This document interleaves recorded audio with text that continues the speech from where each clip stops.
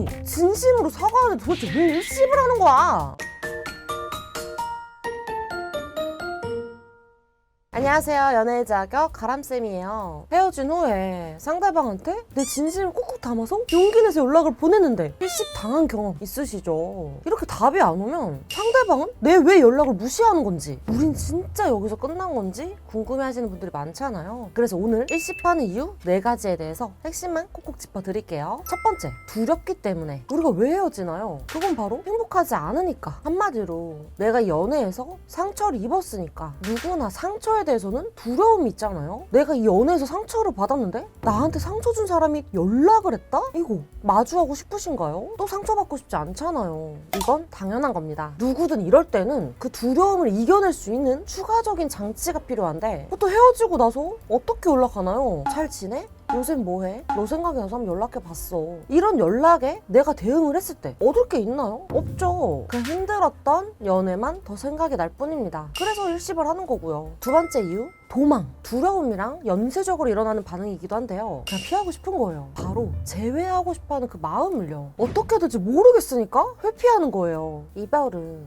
말한 사람도 듣는 사람도 모두 힘든 순간이죠. 아무리 내가 먼저 헤어지자고 말했다고 해도 위태로운 상태라는 거거든요. 근데 그 순간에 연락이 왔다? 뇌정지가 오는 거죠. 우리 왜 시험 볼 때도 안 풀리는 문제는 그냥 슥슥 넘어가잖아요. 그거랑 똑같다고 보시면 돼요. 내가 바로 답할 수 있는 문제가 아니니까. 그래서 반응이 느려지거나 답을 못하는 거죠. 그런데 이때 상대방이 피하지 못할 그런 연락을 보내고 싶으시다면 고정 댓글에 있는 링크 통해서 상황 자세히 보내주세요. 분석을 통해서 도와드리고 있습니다. 세 번째 이유, 에너지 소진. 이건 진짜 간단해요. 더 이상 에너지를 쓰고 싶지 않아서거든요. 왜 생각해보면 우리도 퇴사했는데 전 회사에서 계속 연락이 와. 그럼 어떡해요? 답 안 하고 이렇게 씹잖아요. 1일 알바 한 번 한 거 가지고 계속 일하라고 연락이 와. 그럼 어떡해요? 그냥 안 보고 싶죠. 근데 계속 연락이 온다? 차단을 하기도 하고요. 그 답장할 에너지로 내가 잘 하고 싶은 거 하는 게 훨씬 낫죠. 여러분, 근데 이걸 생각해보세요. 이전 회사에서 어떤 연락을 하면 답장을 하고 싶을까? 어떤 연락을 받으면 전 회사에 대한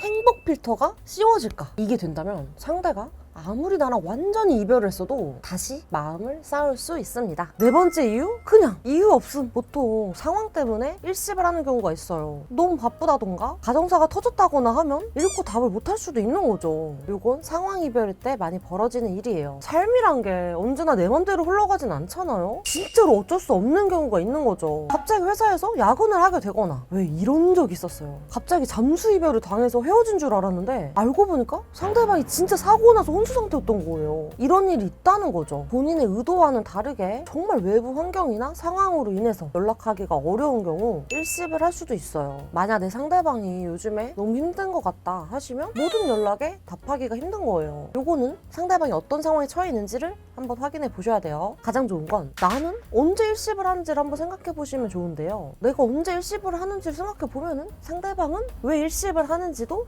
파악해 볼 수가 있는 거죠. 물론 사람은 상황에 따라서 생각이 달라지기 때문에 상대방의 상황을 반드시 분석하셔야 더 정확하게 알 수 있고요. 이런 경우에 재회가 아예 안 되냐? 하시면 아니에요. 아무리 상대방이 마음이 다 떠났다고 해도 재회 가능성은 열려 있습니다. 말씀드렸죠? 상대가 나한테 씌우고 있는 그 필터를 바꾸라고. 상대가 움직일 만한 연락으로 흔들면 재회가 왜 안 되겠어요. 근데 문제는 일십당했다고 해서 괜히 불안해지고 조급해지니까 찾아가고 전화하고 울고불고 매달리고 이러면 절대 안 돼요. 이건 상대방을 존중하지 않는 행동이에요. 나를 존중하지 않는 사람과 다시 만나고 싶은 사람은 없겠죠. 그래서 이미 일십을 당했다면 어떤 점 때문에 일십을 한 건지 분석하는 게 필수고요. 일십 당했다고 해서 재회 가능성이 아예 없는 게 아니니까 다시 전략을 잘 세워서 접근하시면 됩니다.